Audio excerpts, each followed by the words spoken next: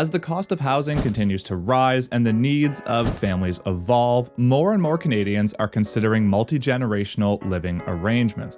According to Stats Canada, the number of multi-generational households in the country has been steadily increasing over the past decade, and this trend is expected to continue based on the aging population and economic pressures. However, at only 3% of all Canadian households, this percentage is still very low in the grand scheme of things.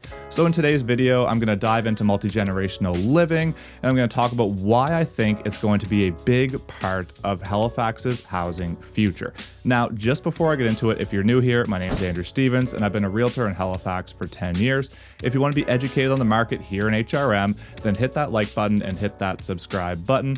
And if you want to book a call with me to talk about the market, or if you're thinking about making a move in the HRM, you can reach out to me anytime in the Calendly link below. When I'm referring to the term multi-generational living, simply put, it's multiple generations from one family under the same roof. So think grandparents, parents, and children.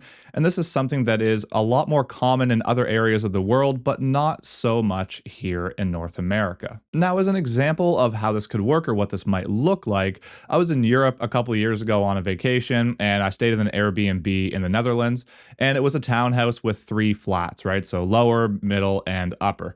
Now, when I was checking into this unit, I got talking to the owner. They were really cool. And they were telling me how this has been in their family for years, and all their family occupies all 3 flats. So this particular owner was in the middle flat, their parents were in the lower flat, and their children were in the upper flat. And when I say children, I mean like adult children. So let's say they were like 80 years old, give or take, on the bottom floor, and then like 50 to 60 years old in the middle floor, and then 30 to 40 years old on the top floor. Now, it's been in their family for years and years, and basically when the older generation passes on, then everybody moves down a floor and the youngest generation stays at the top. So this has been in there for about 3 or 4 generations in their family in this particular case.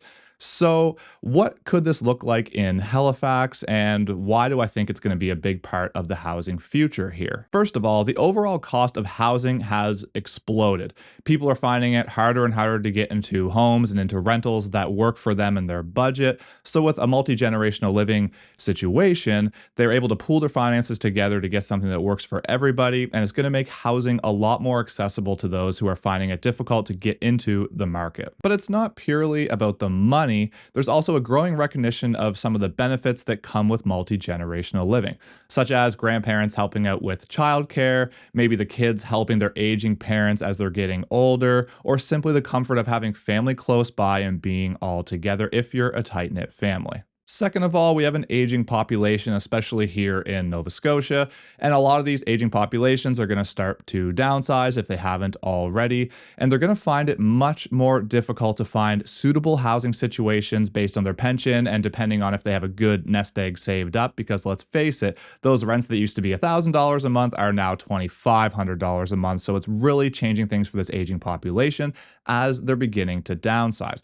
Not to mention just the overall cost of living in general in Canada and in Nova Scotia, especially Halifax, has skyrocketed over the last 5 to 10 years. And on top of the aging population finding it hard to downsize and find something suitable, let's talk about the younger generation trying to get into the market. It's much more difficult and it's much more financially strenuous now to get into the housing market, even if it's a rental, let alone buying a property. So I think that's another reason we're going to see much more of these multi-generational living situations come up, because it's going to help not only the older aging generation, but it's also going to help the younger generation get into something that works for them as well.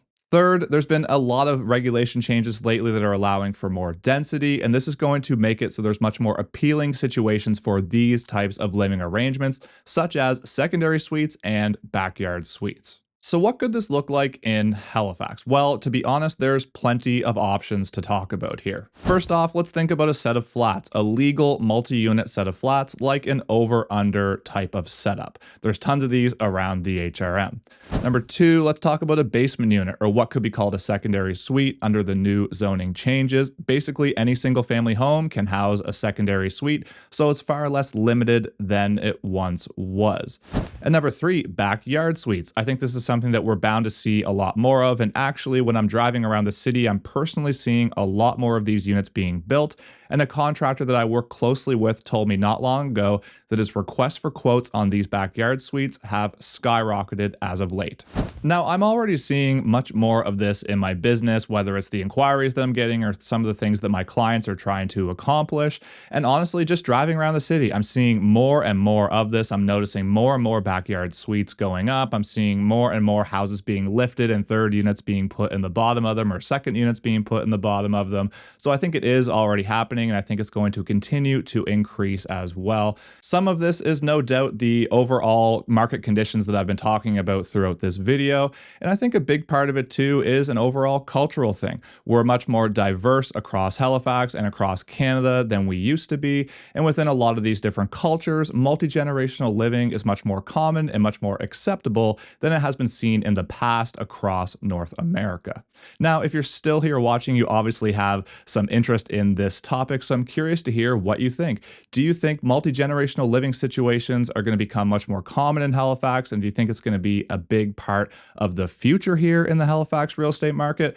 Personally, I do, especially with the aging population and the economic situation that we're in right now. But I'm curious to hear what you think. Drop it in the comments below. And if you're still here watching and you got any value out of this video, all I ask is that you hit that like button and you hit that subscribe button so you don't miss any of my future content. And that'll help push this out to more people like you who may be interested in being educated in the Halifax and Nova Scotia real estate markets.